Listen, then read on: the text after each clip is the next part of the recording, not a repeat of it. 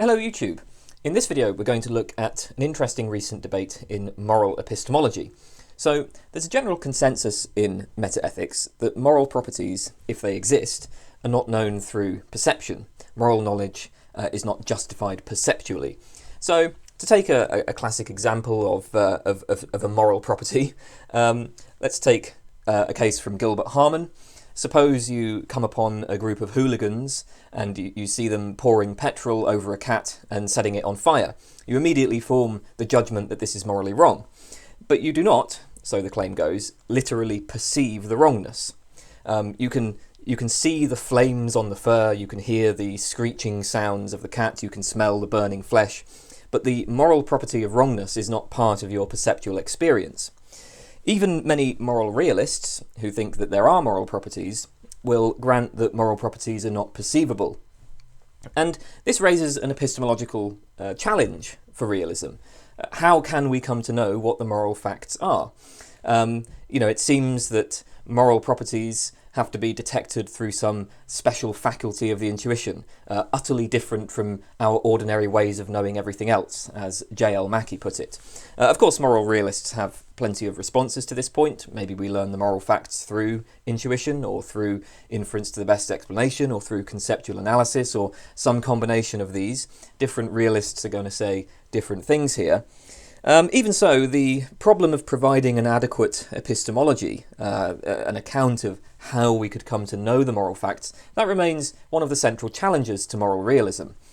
Now, recently, some philosophers have defended moral perceptualism, which claims that we do actually literally perceive moral properties. So when I see the hooligans setting the cat on fire, I am perceiving, I'm literally seeing moral wrongness. So I can come to know moral facts, at least partly on the basis of perception. And if this is right, then the moral realist has no need to postulate strange intellectual faculties. Moral realism turns out to be entirely compatible with bog standard empiricism. Our access to moral facts is pretty much the same as our access to other empirical facts, facts about trees and cars and oceans and so on, right? It's just, we learn this stuff through perception. Now, it's also worth noting that although I've kind of framed this in terms of the debate concerning realism, actually an anti-realist could endorse a kind of analogue of moral perceptualism. So, if we say that S perceives that P, this implies that P is true or that P exists. But S could have a perceptual experience as of P, even if P is not true or does not exist. So I can have the perceptual experience of a unicorn, even though there is no unicorn, right? I could hallucinate it or something. A moral anti-realist could hold that we have perceptual experiences of moral properties, though these experiences are misleading. It might be analogous to philosophers who hold anti-realism about colour, for instance. So we might think, colours do not exist mind independently, right? Colours are not literally properties of objects, but they are presented to us perceptually as properties of objects. The mind gilds and stains the world with colours. And the moral anti-realist could take the same line about morality. So the claim that moral properties are perceptual properties does not commit you to moral realism. Still, it arguably does remove a major challenge to moral realism. So for that reason, it is going to be attractive to moral realists. Okay, so why should we take moral perceptualism seriously? Well, the standard argument is the contrast argument. This is given by Preston Werner in the article Moral Perception and the Contents of Experience. The basic idea is this. In general, one way to argue that people perceptually experience P properties is to appeal to phenomenal contrast.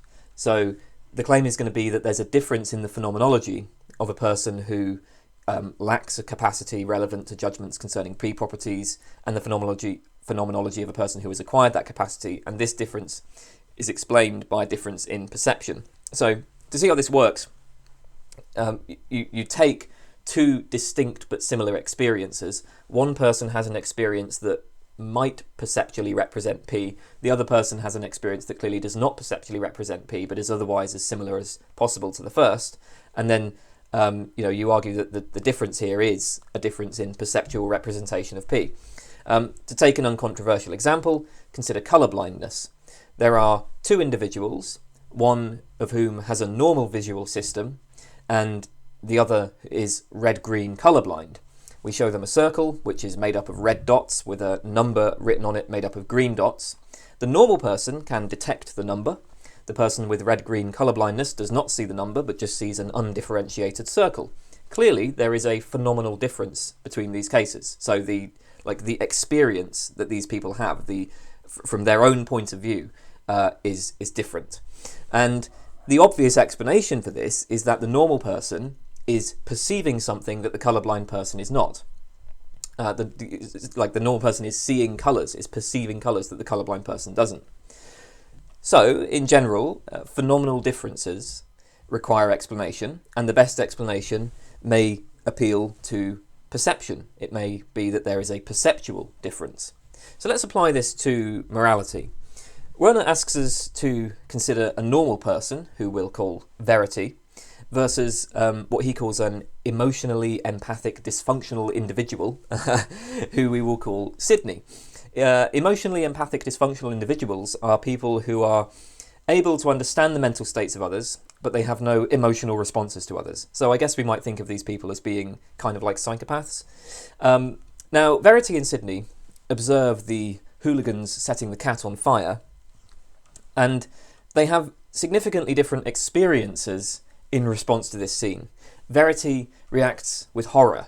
She feels sympathy for the cat, anger at the hooligans. She feels driven to stop the torture and help the cat. Sydney feels nothing. So there's clearly a phenomenal difference in their conscious experiences. What it's like for Verity to observe this situation is very different from what it's like for Sydney to observe this. And this will even probably manifest itself in differences in their physiological responses, like their heart rate and stuff. So clearly there's a phenomenal difference here, which even manifests itself as differences in their behaviour. And this contrast, this phenomenal contrast, requires explanation. Werner then says the best explanation for this is the perception of moral properties. Verity perceives that burning the cat is morally bad. Sydney fails to perceive this. So Verity has an experience that, so she's seeing an action, right? She sees the action, that's obviously perceptual, and her experience represents this action as morally bad, whereas, Sydney does not represent the action as morally bad. Just as in the colour case, the normal person's experience represents the image as a red circle with a green number, while the colourblind person's experience does not represent any colour difference. So the question then is okay, so why should we think that the difference between Verity and Sydney is a matter of what they are perceiving? Well, there are a number of features of Verity's experience that are analogous to perceptual experiences.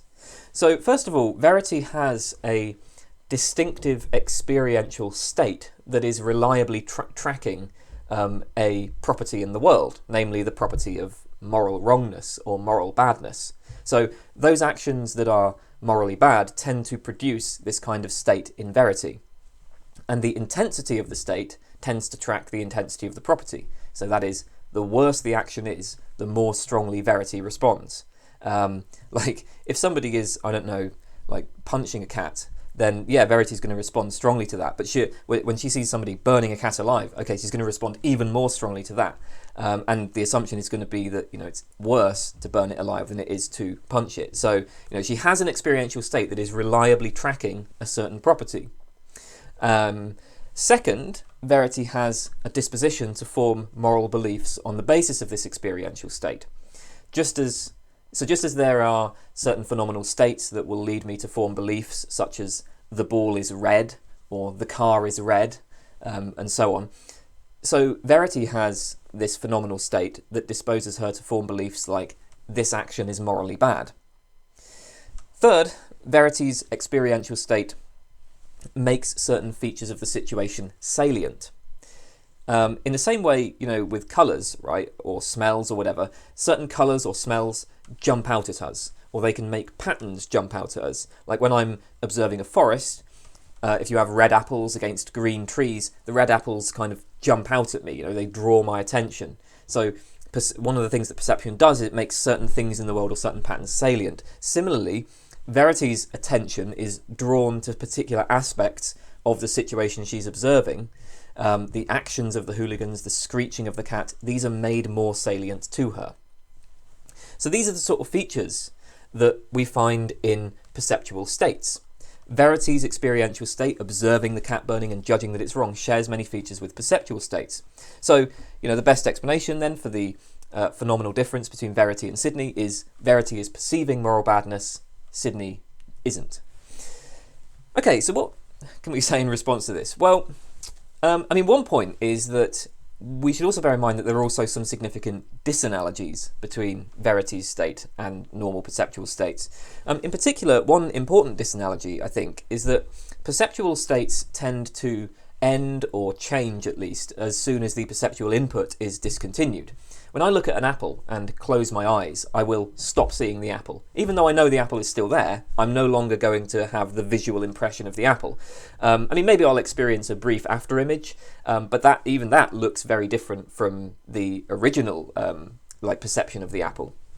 There's a significant change in my experience when I close my eyes.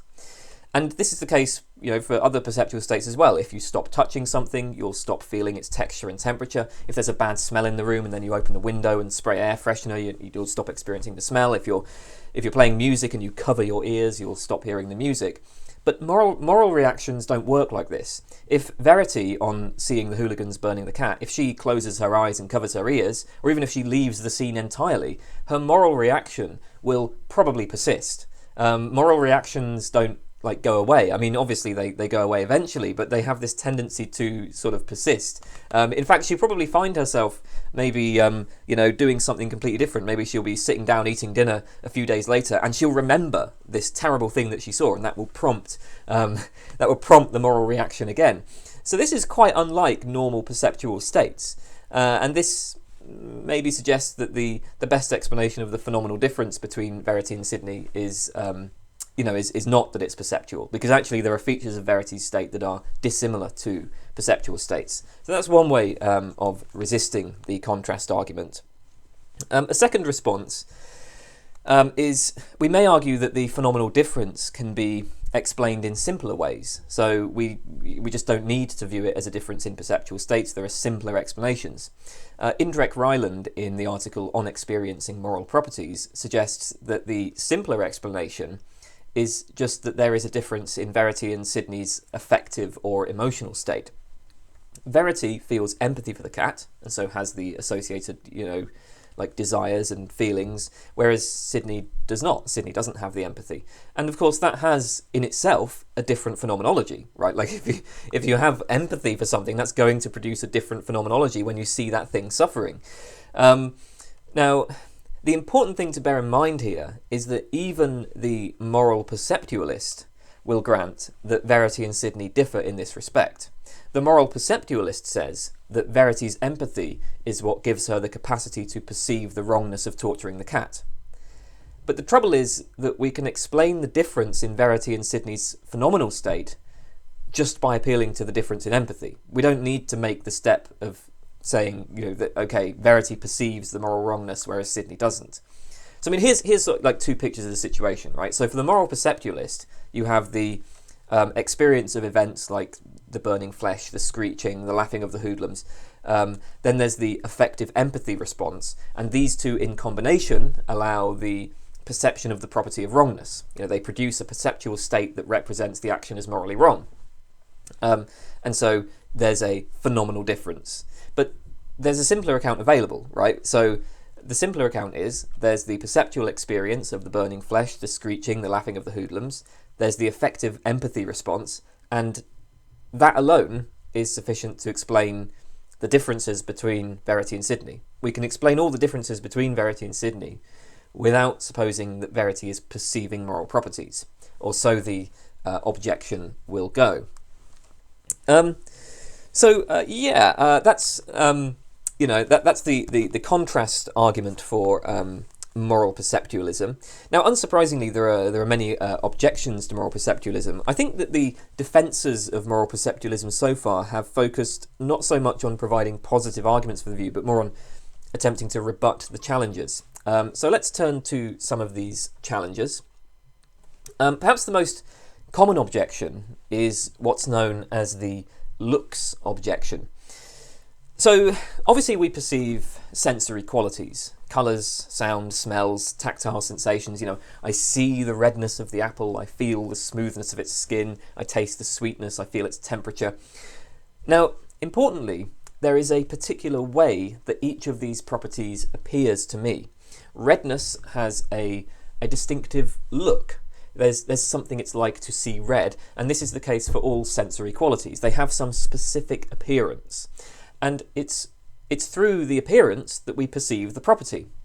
In general, to perceive that some object has property P requires that there be a way that P things look, sound, smell, taste, etc.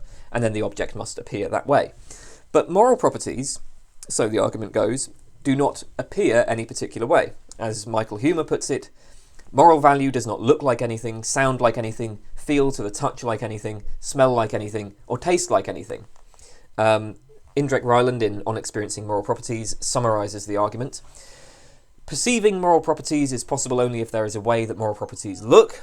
There is no way that moral properties look, so perceiving moral properties is impossible.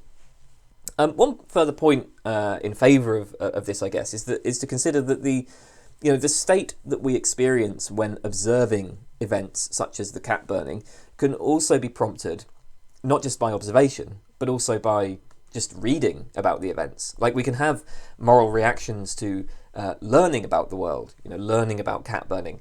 We can even have moral reactions to imaginative engagement with reading fictions. Now, of course, observing the cat burning will probably produce a stronger response than reading about it, but that arguably is a difference in intensity, rather than like a completely different state.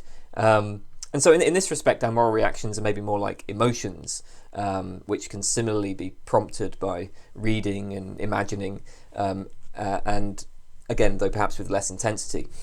So, I guess the way to put this is, if there is a way that moral properties look, then why would there not be a more significant distinction between observing a cat burning and merely reading about it? At least a more significant distinction in terms of, the way we feel, right, in response. So that's the objection. How might the moral perceptualist respond?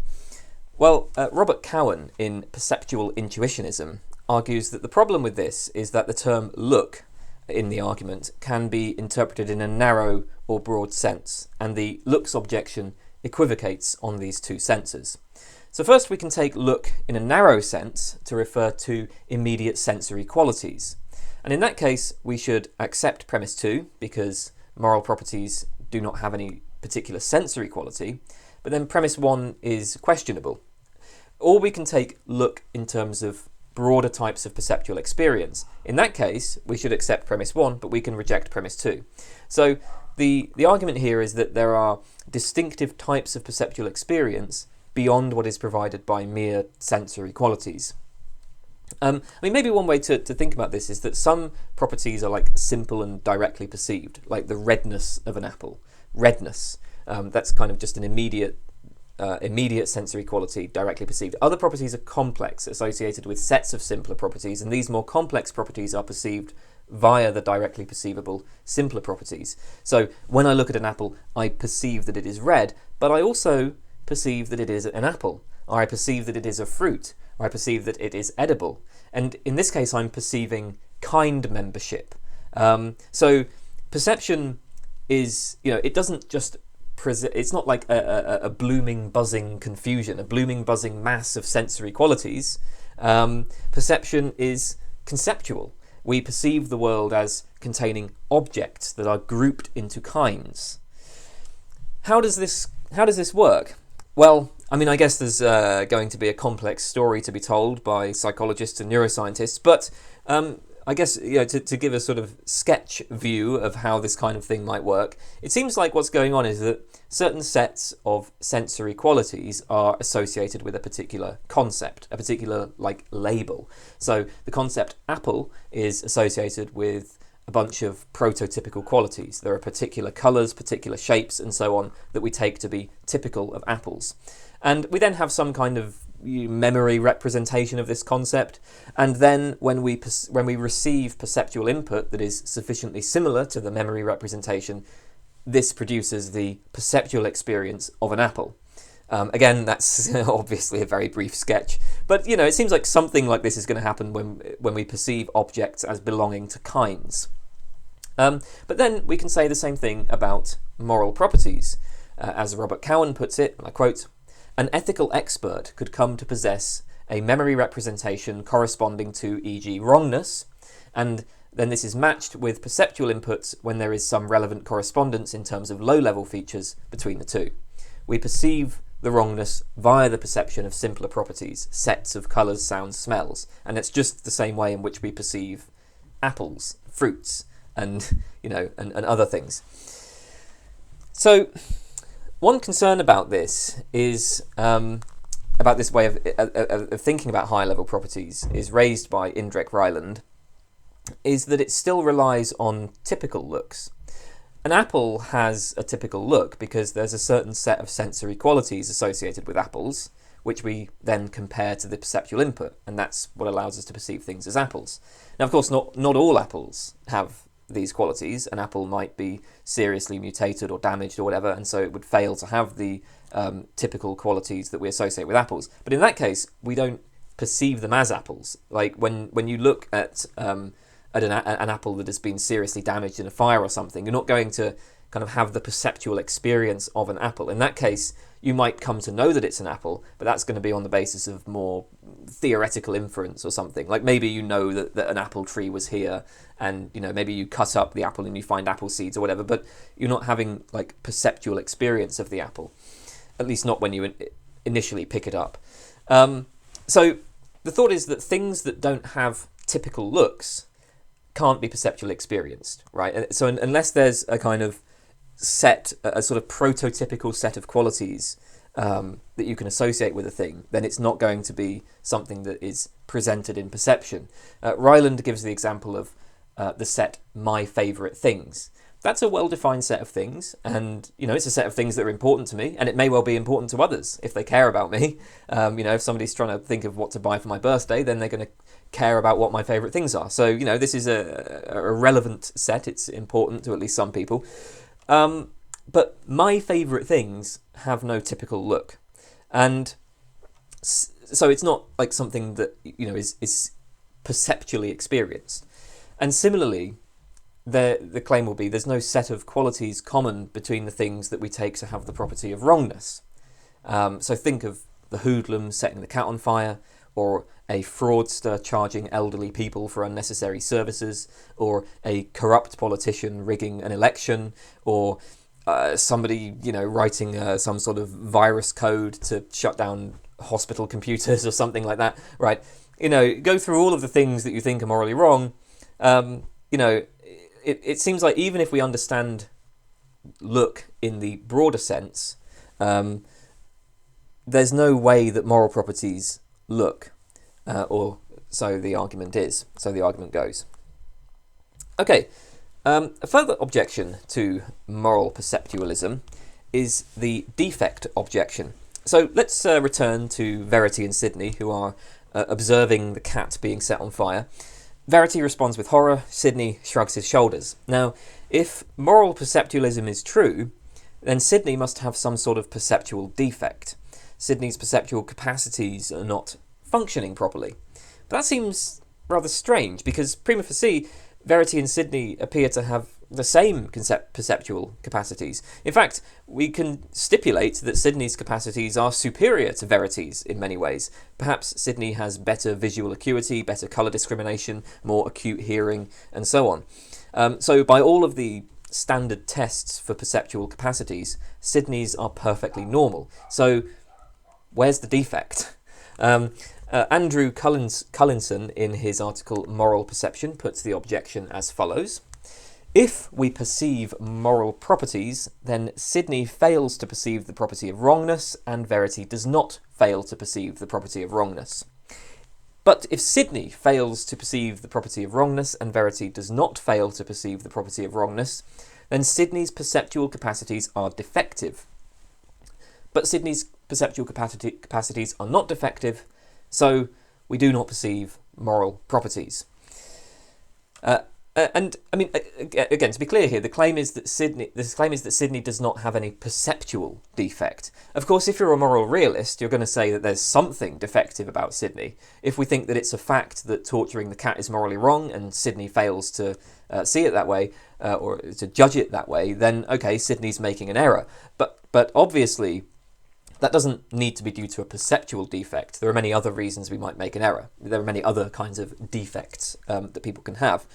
So the problem is it doesn't seem like Sidney has any kind of perceptual defect, which would suggest that we do not perceive moral properties. So one response to this argument is to deny premise 1. The moral perceptualist might argue that what's happening in this case is not that Sidney is failing to perceive moral properties, rather it's that Sidney is just failing to form the judgment that the action is morally wrong. And that's compatible with perceiving the wrongness because, in general, somebody can perceive some property P without recognising it as P. A person can have perceptual experience of a property without judging, without even having the capacity to judge that this property obtains. When I perceive an apple, without I can do that. I can perceive an apple without forming the judgment that it is an apple. Think of somebody who spent their entire life as an Inuit living in the Arctic. Perhaps if they were to observe a forest scene with apples on the trees, they wouldn't recognise them as apples. In fact, they probably wouldn't be able to easily distinguish these objects, apples, as a kind from the foliage and from other fruits and berries. Again, it would just be a sort of confusing mass of stuff to them. But they're still perceiving the apples. So the argument would go. However, arguably what's happening in this case is, this is caused by a lack of the relevant concepts. So we can grant that in order to perceive P as P, I need the conceptual apparatus to form the judgment that some things are P. But Sidney may well possess moral concepts. Sidney may well be very educated about morality. He might have taken courses on moral philosophy and on the history and anthropology of morality and so on. So it seems implausible to say, okay, certainly the problem that, the reason why Sidney is sort of failing to perceive them as moral properties, it seems implausible to put that down to the kind of conceptual defect that you have in the case of the Inuit looking at the apple. In fact, we can even suppose that Sidney does actually make the relevant moral judgment. So Sidney might judge that torturing the cat is morally wrong, but arrive at this judgment on the basis of reasoning. So maybe his initial inclination is to feel that there's nothing wrong with it, but then he engages with moral arguments and concedes that it is wrong. But even so, he doesn't have that initial reaction. This response maybe not so convincing. It's also actually worth noting another difficulty with this response is that it undermines the contrast argument. So if our response to the defect objection is that Sidney does perceive the property of wrongness, but just fails to form the judgment that the action is wrong, then we can no longer say that the difference between Verity and Sidney is a perceptual difference. Because now we're saying that both Verity and Sidney perceive the moral properties, and the difference between them is that Sidney fails to form a judgment, whereas Verity does.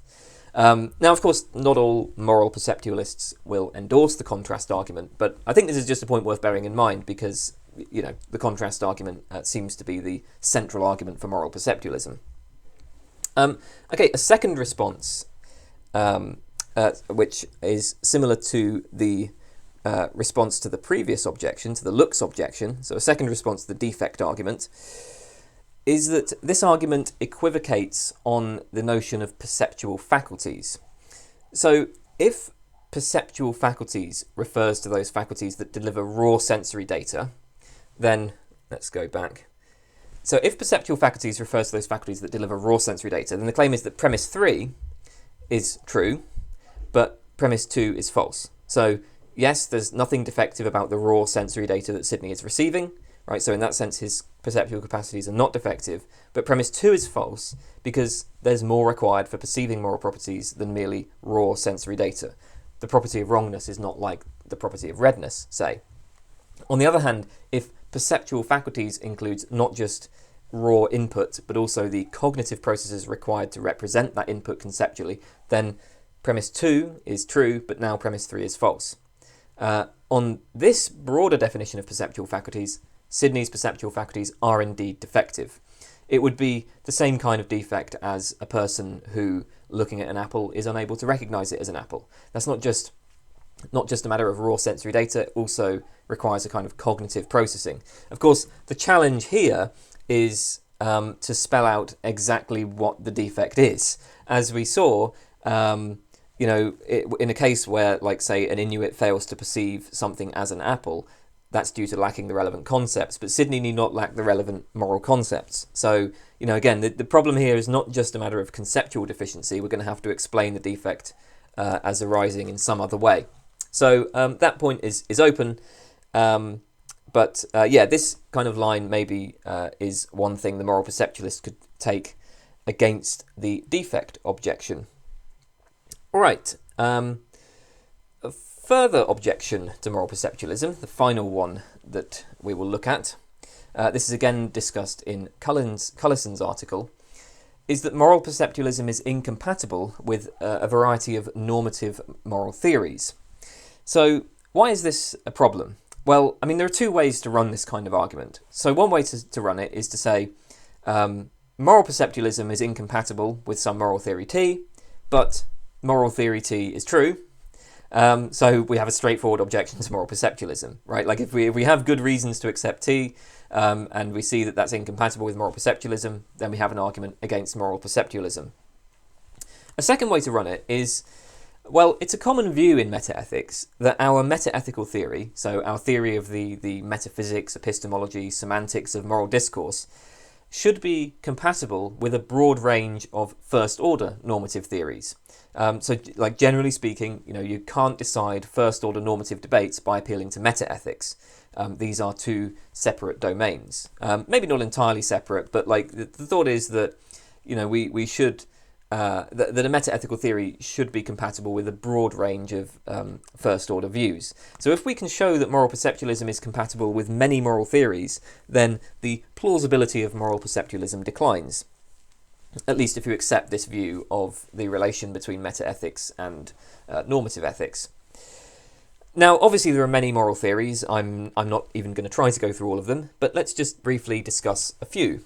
So take act consequentialism first. There are many act consequentialist theories. So this is a family of moral theories which say that an action is morally right just in case it maximizes the good. So whether an action is morally right or wrong is dependent upon its consequences. Classical utilitarianism is the most famous example of an act consequentialist theory. The right action is whatever maximizes happiness for the greatest number of people. Now, on act consequentialist theories, moral properties are determined by future facts. And this raises a problem for the moral perceptualist because obviously we do not perceive future facts. To take the cat burning example, well, we can easily imagine scenarios in which setting the cat on fire actually does promote overall utility, and so, turns out not to be morally wrong. Imagine if some evil demon came down and threatened to destroy the world if we did not light the cat on fire. In that case, incinerating the cat is the right thing to do, or so an act consequentialist would say. So, in general then, the problem is, well, we don't perceive future facts, and since the moral status of an action is determined by its consequences, and those happen in the future, this is incompatible with moral perceptualism. Then there are deontological theories. These are rule-based. The right action is whichever is in conformity with certain rules. It's morally wrong to violate these rules, even if violating those rules would reduce the overall amount of such rule violations. Now the problem here is that, well, we can't literally perceive rules. Of course, we can express rules in various ways. I can write them down, I can say them. but you don't perceive the rules themselves, right? Obviously, the rules themselves are independent of what we write or say, or at least a moral realist is going to say that moral rules exist independently of what we choose to write or say. So we don't perceive rules themselves. So this arguably is incompatible with moral perceptualism. Then there are various counterfactual theories, or what Cullison calls counterfactual theories, where the moral status of an action is assessed by considering certain counterfactual scenarios. For instance, in virtue theory, moral status is assessed in terms of what a virtuous person would do. The claim is that an action is good just in case the action would be performed by a virtuous person if that person were in similar circumstances. Another counterfactual theory is contractarianism. An action is good just in case it would be permitted by a contract that ideally rational agents would agree to in certain scenarios, hypothetical scenarios. Well, it's hard to see in what sense we could perceive counterfactual facts. We perceive the actual world, we don't perceive merely possible scenarios. Maybe I can work out what a virtuous agent would do or what ideally rational agents would contract on, but surely I don't perceive these things. Obviously I've been very brief here, and I do think that the moral perceptualist has plausible ways of countering these claims. Indeed, Cullison's article, although he mentions this objection, he responds to it. He shows, or at least tries to show, that actually these theories are compatible with moral perceptualism. So let's take act consequentialism as an example. We might say, look, whether an action is right or wrong for the act consequentialist depends on whether it maximises goodness in the long run.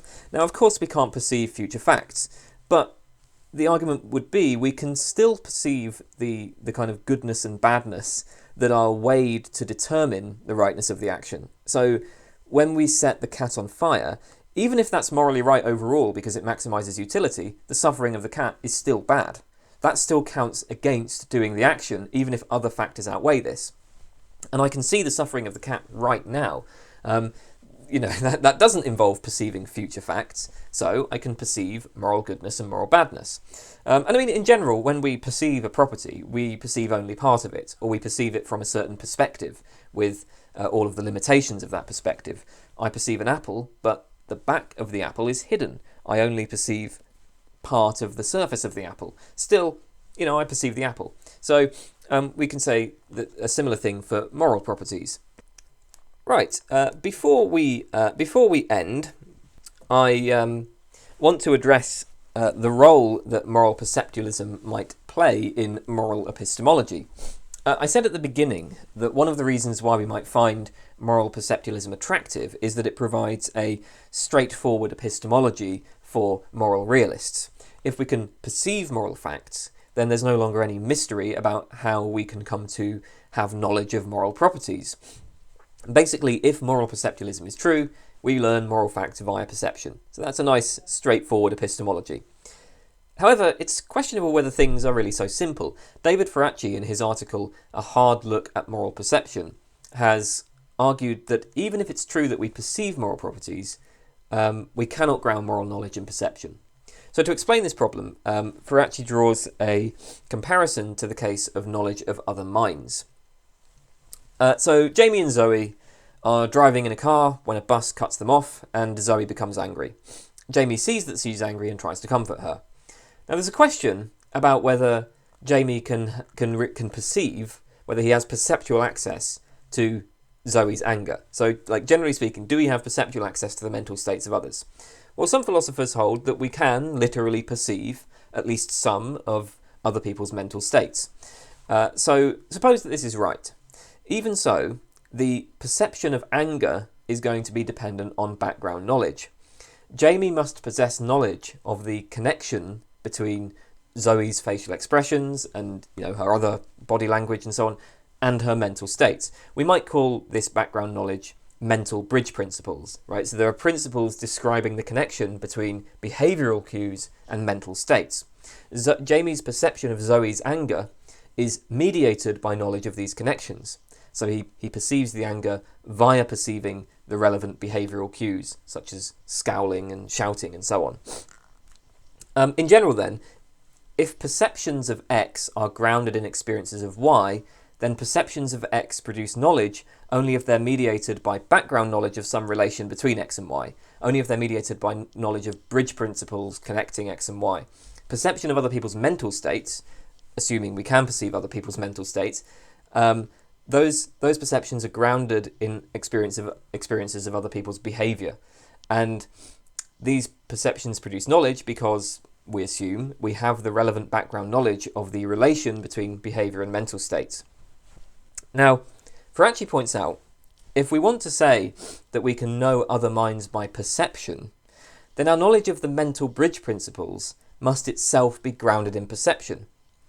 Here's how this might work. Jamie can perceive his own behaviour while also undergoing mental states. He knows by perception the kinds of circumstances that produce anger in him, and he knows by perception the kind of behaviour that anger tends to cause. He can then make an inductive inference that similar circumstances and similar behaviours are correlated to similar mental states in other people. So that's one way that might work, right? I mean, obviously there's a lot of debate about that as a way of grounding knowledge of other minds, but that's just one example of how you might get to know other people's mental states via perception. So, let's turn to moral perception. Moral perception is grounded in non-moral experiences. We perceive moral properties via the perception of non-moral properties. And I mean, so if that's doubted, I mean, just consider that we could construct a fake cat burning, which has obviously no moral properties, but that would have exactly the same appearance as a real cat burning. In this case, we would have the same perceptual representation of moral properties as in perceiving a real cat burning. Since the appearances are identical, but moral properties only obtain in the case of a real cat burning, the perception of moral properties must be grounded in certain non-moral experiences. So the thought is, moral properties, right? Our perception of moral properties is grounded in non-moral experiences. It follows that in order to get moral knowledge from moral perceptions, these perceptions must be mediated by background knowledge of the connections between moral and non-moral properties. We need what Ferracci calls moral bridge principles. And a moral bridge principle might tell us, for example, that causing suffering is morally wrong. So, generally speaking, there will be a connection between actions that cause suffering and moral wrongness, and then we perceive the wrongness via perceiving the suffering. Now, if moral perceptualism is to provide the realist with a distinctive epistemology that overcomes the traditional epistemological objections to realism, if moral perceptualism is to provide the realist with epistemology which says that moral properties are known by perception, well, clearly the moral bridge principles must be known by perception. It's these bridge principles that are really doing the work of justifying the judgments formed on the basis of moral perceptions. So we need to say that the bridge principles are known through perception. But how could that work? We can't tell the same kind of story as we did in the case of other minds. With other minds, we have the bridge principles connecting mental states and behaviour. Now, we have no, let's say, immediate access to other people's mental states, but we do have access to our own mental states, and that at least opens up the possibility of showing how bridge principles could be justified through perception. It's the, immediate access to our own mental states and then perception of our own behaviour that gets us the bridge principles. But there's never any immediate perceptual access to moral properties. So we can't learn through perception how moral properties are correlated to non-moral properties. I mean, so take the bridge principle that causing suffering is morally wrong. Could we come to know this through perception? Well, we might try saying something like this. We might try saying, we observe numerous correlated perceptions of actions that cause suffering and perceptions of actions that bear the property of wrongness. Well, obviously that won't do, because identifying an action that bears the property of wrongness itself requires another bridge principle. So that only pushes the problem back. And the thought is that eventually you're going to have to arrive at a bridge principle that isn't justified through perception. So, all moral perception is mediated by moral bridge principles, but moral bridge principles are not known perceptually. So, moral epistemology cannot be grounded in perception, even if moral perceptualism is true. And that would suggest that moral perceptualism is powerless to solve the traditional epistemological objection to realism. At least, That's the claim. Now, of course, that doesn't mean that this isn't an objection to moral perceptualism. It's just a point about the relation between moral perceptualism and realist epistemology. Okay, well, that's all for today. Thank you for watching.